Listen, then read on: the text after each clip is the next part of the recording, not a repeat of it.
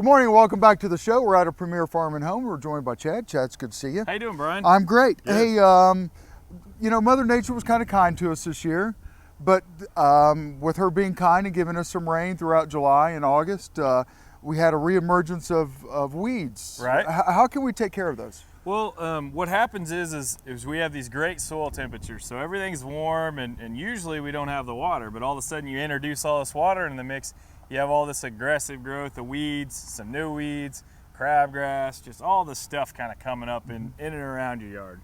Well, I know we're coming into fall, and we'll want to overseed this fall. Right. How can we manage those weeds and not kill the germination of our new seed? Well, there's a couple of products that are out there on the market now a lot of people don't know about. One is called Drive Accelerate, or Quinclorax, another name for it.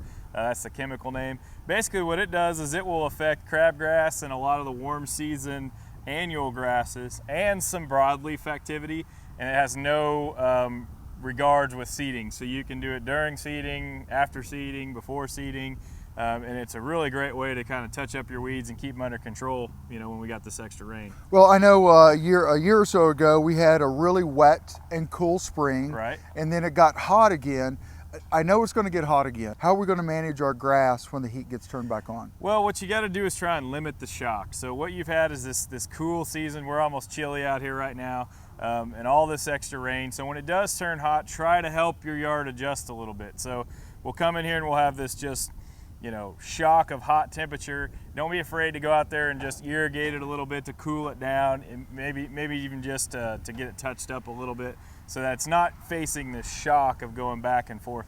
But what we can't do is it's too late. We can't let it go back to dormant, Brian. It's already been dormant, woke back up, so we just have to kind of carry it through to finish out the season. And I guess kind of like they do at golf courses when they water the greens, and just kind of keep that temperature down on that a little bit. That's exactly what they do. That process is called syringing. In the heat of the day, about 3 o'clock, spray it down real quick. Just get the leaves wet, and it kind of cools the plant.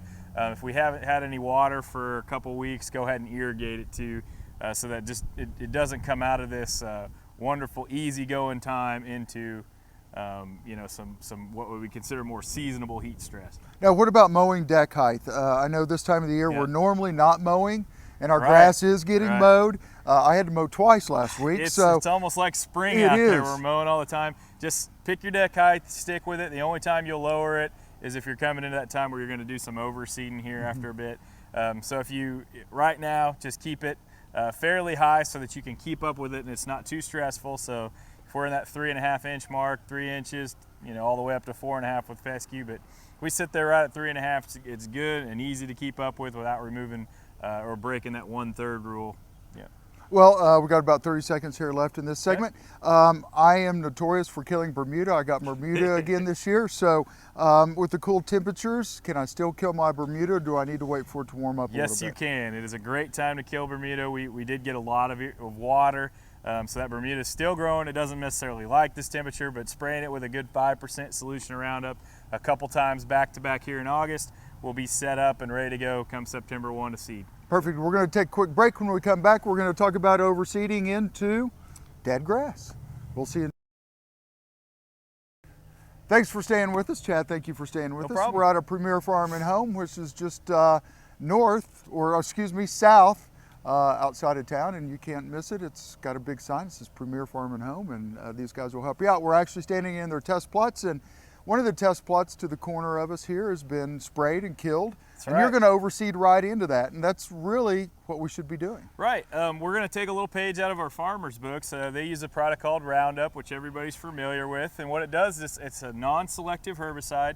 So it goes in and just kills everything that it touches pretty much. So whatever it touches, it translocates throughout the plant, kills the whole root system out. So that one's gone. So our perennial grasses that we had back here that we no longer want, we want to put in some newer varieties, some newer types.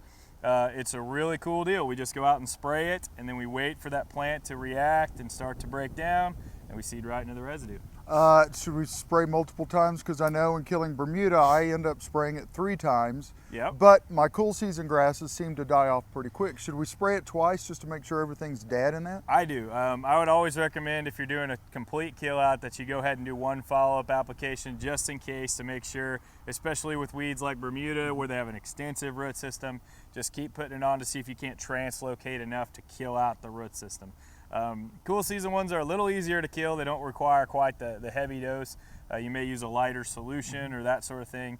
But then once you spray, somewhere in that 1 to 2 weeks afterwards, you'll see the results, the die down, and then finally you'll get kind of like what we have down here after about a 3-week period. And I want to remind everybody, because I'm telling you from experience, do not spray Roundup on a windy day. I killed daylilies in my flower bed by spraying on a windy day. So I just want to remind everybody, and also on a basically a 3-foot pattern if you're trying to kill Bermuda.